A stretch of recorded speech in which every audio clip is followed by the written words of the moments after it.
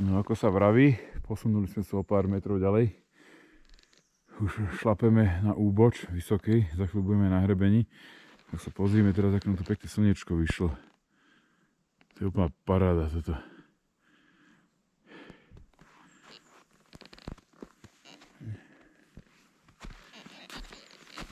Taká toto krásne vyzerá dneska.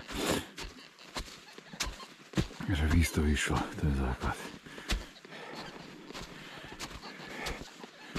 Ešte sa dostať hore a potom zlezť dole.